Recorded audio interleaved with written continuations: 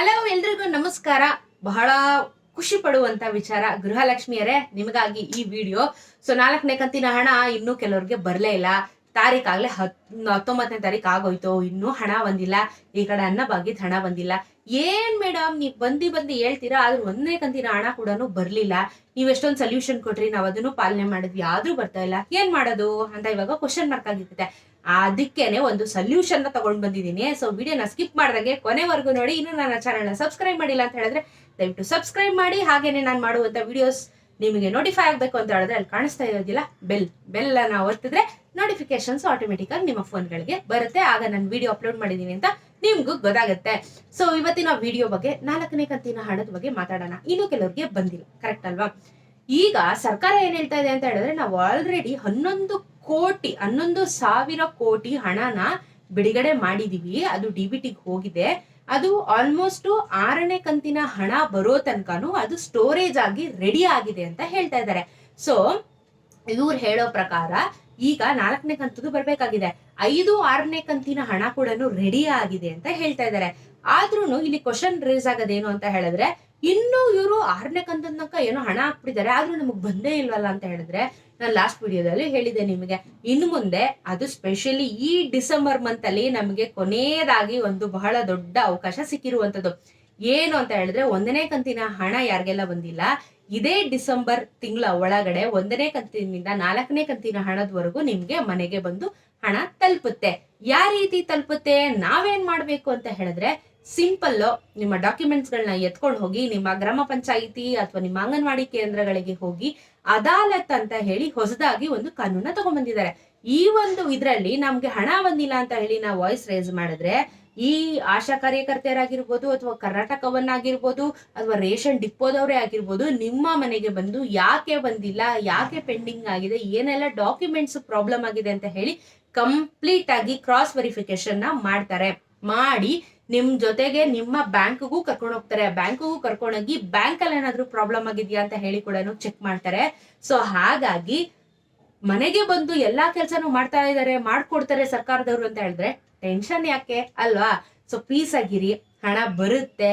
ಹಾಗೆ ಅನ್ನಭಾಗ್ಯದ ಕೂಡ ಹಣ ಬರುತ್ತೆ, ಎಲ್ಲೂ ಹೋಗೋದಿಲ್ಲ.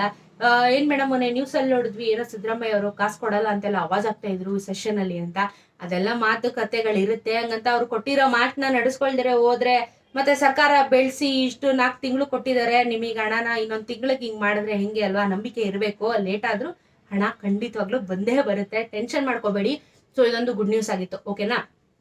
ಸೊ ಡಿಸೆಂಬರ್ ಒಳಗಡೆ ಎಲ್ಲ ಕ್ಲಿಯರ್ ಆಗ್ಬಿಡುತ್ತೆ. 4ನೇ ಕಂತಿನ ಹಣ ಕೂಡ ಬರುತ್ತೆ. ಕಾಯಿರಿ, ಇನ್ನೇನು 10 ದಿನ ಆದ್ರೆ ಹೊಸ ವರ್ಷನೂ ಬಂದ್ಬಿಡುತ್ತೆ, ಅಷ್ಟು ನಿಮ್ ಹಣನೂ ಬಂದ್ಬಿಡುತ್ತೆ. ಸೊ ಇನ್ನೊಂದು ವಿಷಯ ಏನು ಅಂತ ಹೇಳಿದ್ರೆ, ನಾನು ನಿಮಗೆ ಪ್ರತಿ ಒಂದು ವಿಡಿಯೋದಲ್ಲೂ ಹೇಳ್ತಾ ಬಂದಿದ್ದೆ, ಆಧಾರ್ ಕಾರ್ಡ್ ಬಗ್ಗೆ ಸ್ವಲ್ಪ ಗಮನ ಹರಿಸಿ ಅಂತ ಹೇಳಿ. ಆಧಾರ್ ಕಾರ್ಡ್ ಇಲ್ಲ ಅಂತ ಹೇಳಿದ್ರೆ ನಿಮ್ಗೆ ಯಾವುದೇ ಅನುಕೂಲಗಳು ಇಡೀ ಭಾರತದಲ್ಲೇ ಸಿಗೋದಿಲ್ಲ, ಯಾಕಂದ್ರೆ ಡಿಆಕ್ಟಿವೇಟ್ ಆದ್ರೆ ಹೋಯ್ತು. ಸೊ ನಾನು ಹೇಳಿದ್ದೆ, ಈ ಒಂದು ಡಿಸೆಂಬರ್ 31ನೇ ತಾರೀಕು ತನಕ ಅವಕಾಶನ ಕೊಟ್ಟಿದ್ದಾರೆ ಫ್ರೀ ಆಗಿ ಆಧಾರ್ ಕಾರ್ಡ್ ನ ಅಪ್ಡೇಟ್ ಮಾಡ್ಕೋಬೇಕು ಅಂತ ಹೇಳಿ. 10 ವರ್ಷದ ಹಿಂದೆ ಯಾರೆಲ್ಲ ಆಧಾರ್ ಕಾರ್ಡ್ಗಳನ್ನ ಮಾಡಿಸಿದೀರಾ ಅವರು ವೆಬ್ಸೈಟ್ಗೆ ಹೋಗಿ ದಯವಿಟ್ಟು ನಿಮ್ಮ ಆಧಾರ್ ಕಾರ್ಡ್ ನ ಅಪ್ಡೇಟ್ ಮಾಡ್ಕೊಳ್ಳಿ. ಫ್ರೀ ಆಫ್ ಕಾಸ್ಟ್ ಅಲ್ಲಿ ಸರ್ಕಾರ ಮಾಡ್ತಾ ಇದೆ. 31ನೇ ತಾರೀಕು ಆದ್ಮೇಲೆ ಪ್ರತಿ ಒಂದು ಅಪ್ಡೇಟ್ ಮಾಡ್ಬೇಕು ಅಂದ್ರೂ 50 ರೂಪಾಯಿನ ನೀವು ಕೊಡ್ಬೇಕಾಗತ್ತೆ. ಸೊ ಉಚಿತವಾಗಿದ್ದಾಗ್ಲೇನೆ ದಯವಿಟ್ಟು ಹೋಗಿ ಮಾಡ್ಕೊಳ್ಳಿ. ಅಪ್ಡೇಟ್ ಮಾಡಿಲ್ಲ ಅಂತ ಹೇಳಿದ್ರೆ ನಿಮ್ಮ ಆಧಾರ್ ಕಾರ್ಡ್ ಕ್ಯಾನ್ಸಲ್ ಆಗೋ ಚಾನ್ಸಸ್ ಇರುತ್ತೆ, ಅದನ್ನ ಡಿಆಕ್ಟಿವೇಟ್ ಕೂಡ ಮಾಡ್ತಾರೆ. ಏನಕ್ಕೆ ಅದನ್ನ ಮತ್ತೆ ನಾವು ಅಪ್ಡೇಟ್ ಮಾಡ್ಬೇಕು ಅಂತ ಹೇಳಿದ್ರೆ, ಲೈಕ್ ಇವಾಗ ನಾವು ಬದುಕಿದೀವಿ, ನಾವಿನ್ನು ಇದೀವಿ ಅಂತ ಹೇಳಿ ವೆರಿಫಿಕೇಶನ್ ಮಾಡಬೇಕು. ಹಾಗೇನೆ ಇಫ್ ಇನ್ ಕೇಸ್ ನಿಮ್ಮ ಮೊಬೈಲ್ ನಂಬರ್ ಚೇಂಜ್ ಆಗಿದೆಯಾ, ಅಡ್ರೆಸ್ ಚೇಂಜ್ ಆಗಿದ್ರೆ, ಈ ರೀತಿ ಏನಾದ್ರು ಚೇಂಜಸ್ ಆಗಿದ್ರೆ ಓವರ್ ಆಲ್ ಎಲ್ಲ ಚೇಂಜಸ್ ಮಾಡಿದ್ರೆ ನಿಮಗೆ ಹೊಸದಾಗಿರುವಂತ ಕಾರ್ಡ್ ಕೂಡ ಬರುತ್ತೆ.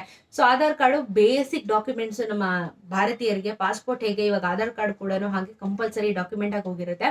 ಸೊ ಹಾಗಾಗಿ ಆಧಾರ್ ಕಾರ್ಡ್ ಕರೆಕ್ಟ್ ಆಗಿ ಇದ್ರೆ ನಿಮ್ಮ ಮುಂದಿನ ದಿನಗಳಲ್ಲಿ ಯಾವುದೇ ರೀತಿ ಪ್ರಾಬ್ಲಮ್ ಆಗೋದಿಲ್ಲ. ಹಾಗಾಗಿ ಆಧಾರ್ ಕಾರ್ಡ್ ನ ಅಪ್ಡೇಟ್ ಮಾಡ್ಕೊಳ್ಳಿ. If in case Aadhaar card update ಮಾಡಿಲ್ಲ ಅಂತ ಹೇಳಿದ್ರೆ ಡಿಆಕ್ಟಿವೇಟ್ ಆದ್ರೆ ನಿಮ್ಗೆ ಅನ್ನಭಾಗ್ಯ ಆಗಿರ್ಬೋದು, ಏನು ಗೃಹಲಕ್ಷ್ಮಿ ಆಗಿರ್ಬೋದು, ಅಥವಾ ಮತ್ತೊಂದಷ್ಟು ಯೋಜನೆಗಳ ಬಗ್ಗೆ ಯಾವುದೇ ಯೋಜನೆ ಆಗಿದ್ರು ಕರ್ನಾಟಕ ಸರ್ಕಾರ ಆಗಿರ್ಬೋದು, ಭಾರತ ಸರ್ಕಾರ ಆಗಿರ್ಬೋದು, ಯಾವುದೇ ರೀತಿ ಪ್ರಯೋಜನಗಳು ನಿಮ್ಗೆ ಸಿಗೋದಿಲ್ಲ. ಆಧಾರ್ ಕಾರ್ಡ್ ಮುಖ್ಯವಾಗಿರುವಂತ ಡಾಕ್ಯುಮೆಂಟ್. ಹಾಗಾಗಿ ಅದನ್ನ ಹೋಗಿ ಕ್ವಿಕ್ ಆಗಿ ಅಪ್ಡೇಟ್ ನ ಮಾಡ್ಕೊಳ್ಳಿ. ಇದೆ 31ನೇ ತಾರೀಕು ಕೊನೆಯ ದಿನಾಂಕ. ಸೊ ಗುಡ್ ನ್ಯೂಸ್ ಏನು ಅಂತ ಗೊತ್ತಾಯ್ತಲ್ಲ. ಗುಡ್ ನ್ಯೂಸ್ ಜೊತೆಗೆ ಈ ಒಂದು ಆಧಾರ್ ಕಾರ್ಡ್ ನ ಮರಿದಂಗೆ ಅಪ್ಡೇಟ್ ಮಾಡ್ಕೊಳ್ಳಿ. ಸೊ ಈ ವಿಡಿಯೋ ಹೆಲ್ಪ್ ಆಗಿದೆ ಅಂತ ಭಾವಿಸ್ತೀನಿ. ಸೊ ವಿಡಿಯೋನ ಶೇರ್ ಮಾಡಿ, ನಿಮ್ಮ ಅನಿಸಿಕೆ ಅಭಿಪ್ರಾಯನ ಕಮೆಂಟ್ ಸೆಕ್ಷನ್ ತಿಳಿಸಿ ಅಂತ ಹೇಳ್ತಾ ವಿಡಿಯೋನ ಮುಗಿಸ್ತೀನಿ. ಸಿಗ್ತೀನಿ ಮತ್ತೊಂದು ವಿಡಿಯೋದಲ್ಲಿ. ಹಾಗೇನೆ ನನ್ನ ಟೆಲಿಗ್ರಾಮ್ ಚಾನಲ್ಗೂ ಕೂಡ ಜಾಯ್ನ್ ಆಗಿ ಡಿಸ್ಕ್ರಿಪ್ಷನ್ ಅಲ್ಲಿ ಲಿಂಕ್ ನ ಹಾಕಿರ್ತೀನಿ. ಸಿಗ್ತೀನಿ ಮತ್ತೊಂದು ವಿಡಿಯೋದಲ್ಲಿ. ನಮಸ್ಕಾರ.